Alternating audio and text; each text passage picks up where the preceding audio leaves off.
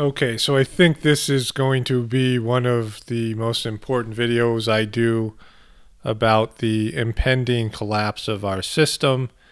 And it goes under the category when you first start doing research, many of us, most of us, don't know how our system works. We don't know how gas gets into our gas pumps. We don't know how food gets into our grocery stores.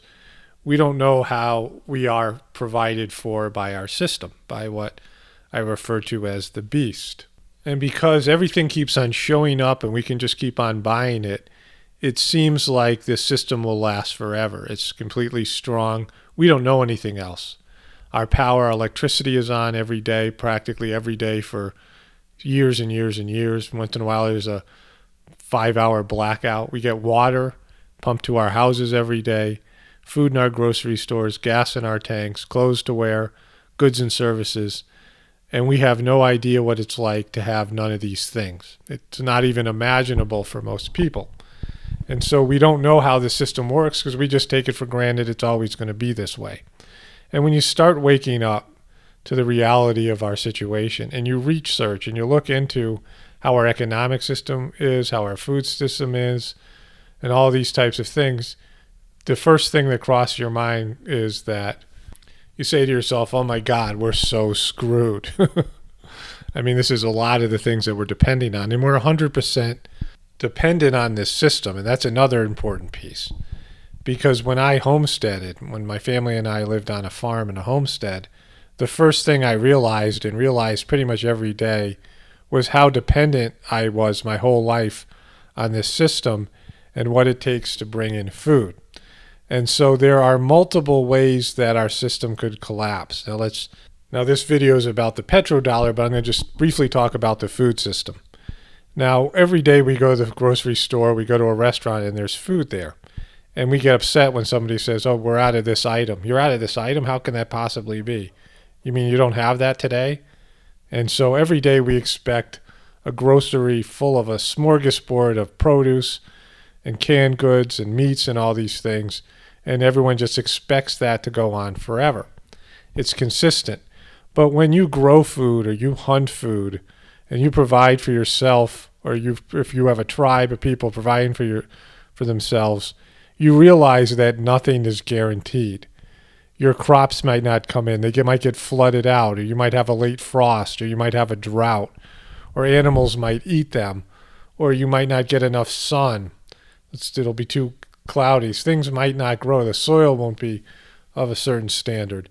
You're not guaranteed. You put a seed in the ground, you're not guaranteed that you're going to eat what that seed produces, and any of these things. So when you and water and things like this, you're not guaranteed fresh water. And these things that we've just taken for granted, when you live in any other system than our modern day system, these things can easily not show up. They can easily, you can have scarcity in these types of things. And people don't know this, but we're only one real bad year because we have a monocrop type industrial farm situation where all our food comes from. Majority of it comes from corn. And you're only one bad year away from having a disastrous corn crop where you would have global famine, starvation, and people dying because of lack of food. So even though it looks consistent, there are people who are starving right now around the world. And so this is something that most modern day people that are middle class or take for granted. And the petrodollar and our debt-based economic system and our energy systems all are this fragile. I've covered this before. It's like you're a human being with cancer. I mean, you're an older person and you are going to die soon. You have a bad heart, have had heart disease, you have cancer, you have all kinds of, I don't know, Alzheimer's, you have all these different diseases. Possibly you get something like pneumonia. You have all these different ways. And it's not, you're terminal. You're on your way to die. You only have a year or two left at most. And you're going to die of one of these things. You just don't know yet. And today, the terminal disease we're going to look at is the petrodollar. The petrodollar is a subgroup of the debt-based economic system, the usury system, which is in itself terminal. The amount of total printed currency is like $60 trillion, and the total amount of debt is $2 quadrillion. There's more debt then there is far more debt. Our wealth is debt. We're trading IOUs back and forth. That famous line from Dumb and Dumber with Lloyd Christmas. We are trading IOUs back and forth, the promise to pay, and it has grown astronomically. And I'm not going to get into the whole economic system, but a lot of people know this. So we're living in a situation where debt has become wealth. That's a madness, but it's also satanic. It's the reverse of what's actually true, where you promise something, where you can get real goods and services for a promise, for less than nothing, for something that you owe. And most people are in debt, and that's a bad situation. And the way that the petrodollar came into existence was in 1944, there's a conference in Bretton Woods where all the global powers came together and decided to make America the world's reserve currency. And this meant that all the other currencies around the world were valued in the dollar. So the dollar was the standard, and you determined how much your currency was worth based in how it would compare to the dollar.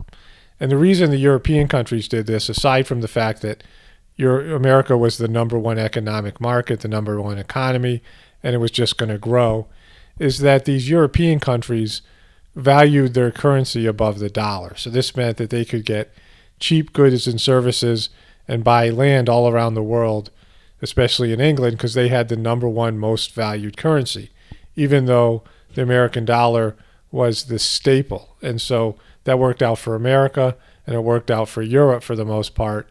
And so this is how these currencies came into play. And the value of the dollar and all these debt-based currencies, because all the currencies around the world are basically debt-based, they're no longer pegged to the dollar, they're no longer pegged to the gold or something real. They're not pegged to material goods. They are pegged to a promise that the American government says, we promise that this dollar is worth $1. And so that's all around the world, that's the case. And so it's all imaginary, it's all arbitrary. And countries' currency is valued based in a bunch of guys deciding how much your currency is worth. So you have China that's constantly trying to devalue their currency, India as well. And this is because their number one resource is 1 billion people, and life is cheap there. And so they want their currency to be so low that they can pay their employees, their workforce, their slaves, nothing, but next to nothing. So like you have in China, you have these sweatshops where people are making 4 cents an hour. So this is why all these goods come out of China, because they have all this labor that's really cheap, and India as well. And then these European people and American people you go visit these countries, and your currency is worth so much there. So when me and my family lived in India, we paid less than half the amount of rent at a nicer apartment there in India than where we're living now in America, because the currency, the American dollar, is worth 65 to 70 rupees. And so, or even more than that times. So that's why you have Indian call centers, and you have all these things with China and India where they produce goods. And when you go to visit these places, because on the way back from India, my family stopped in England, and it was like $200 for a not very nice hotel room. We had a layover, and I couldn't believe how expensive things were, because the dollar is valued less than the euro and the pound.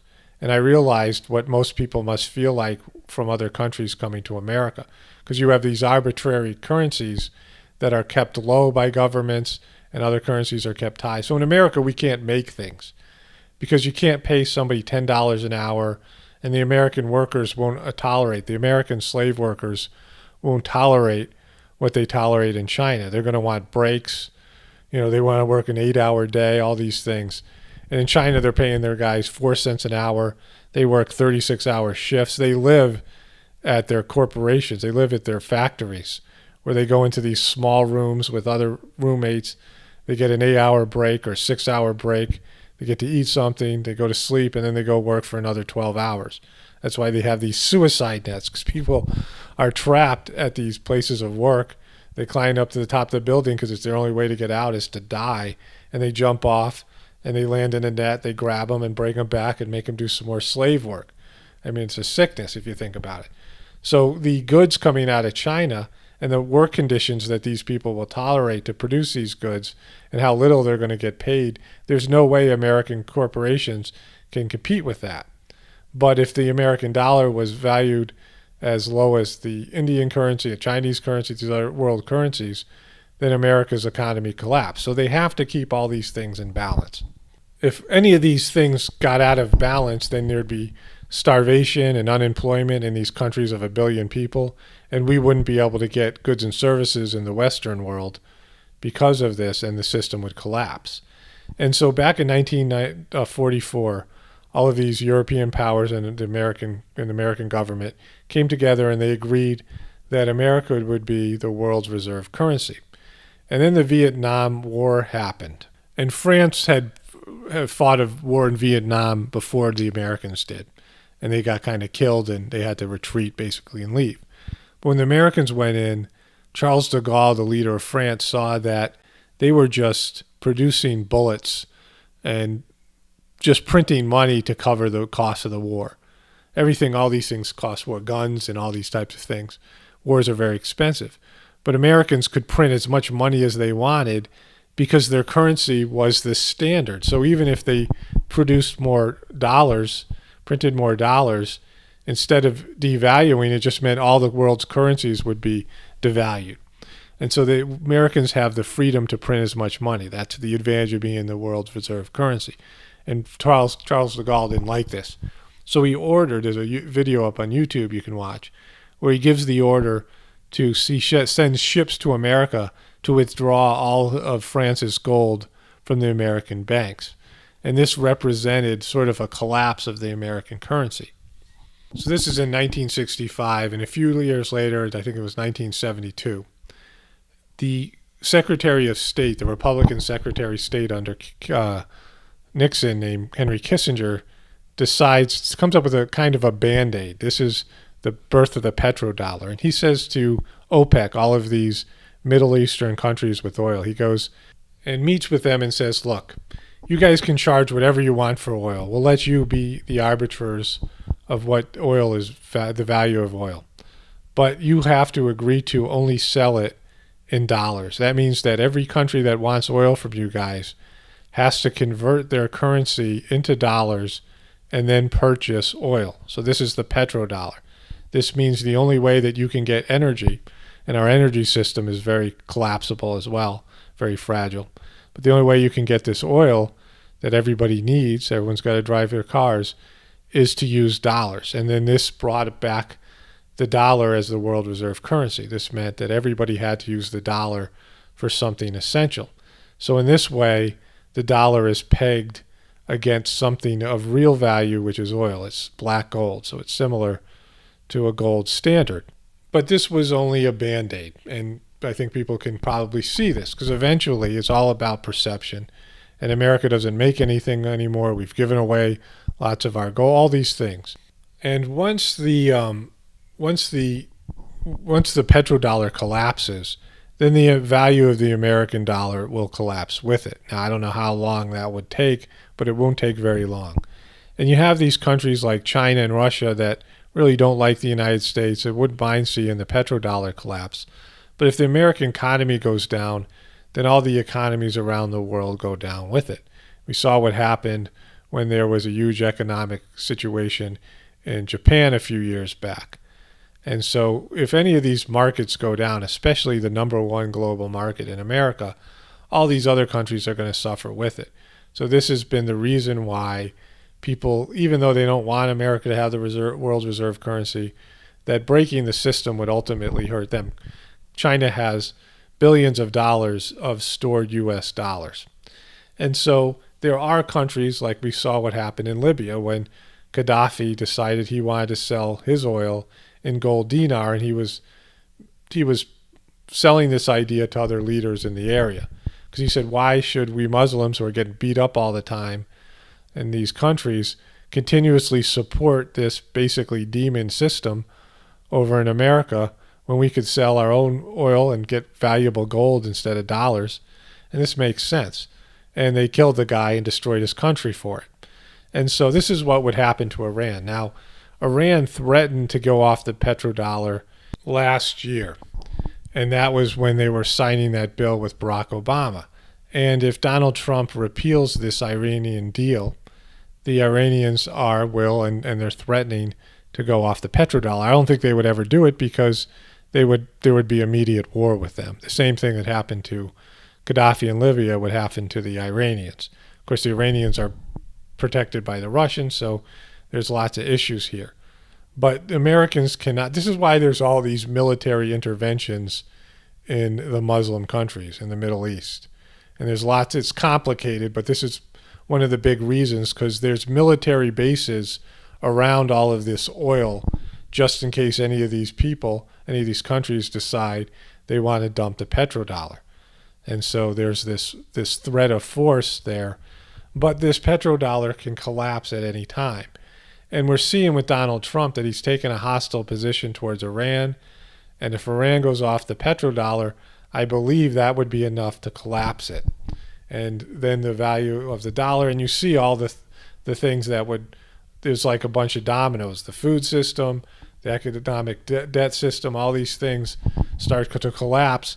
And then people lose faith in the system. When the reason our system keeps on going is perception. Everyone believes it's going to last forever. We're dependent on it. But all of a sudden, food doesn't show up in your grocery store.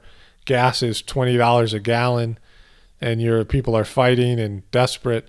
And then there's a breakdown, and there's a total lack of confidence. And they're pushing this lack of confidence in terms of Donald Trump. They're saying this guy lacks confidence. You know, this guy is just some clown. So I think this is something everyone needs to think about. This is something all of us are subjected to, and this is something that's coming to a head with this possible impending war with Iran. We'll see how they use Trump, but this is one of the ways. This is one of the terminal illnesses that we have, the petrodollar and the debt-based currency, and it's eventually going to collapse. It was only just ever a Band-Aid. It wasn't meant to last forever. And our debt-based system is an illusion. It's a lie, and eventually it's going to collapse. All right, so these are just a few thoughts. I think that this information is important for everybody to know, and everybody have a blessed day.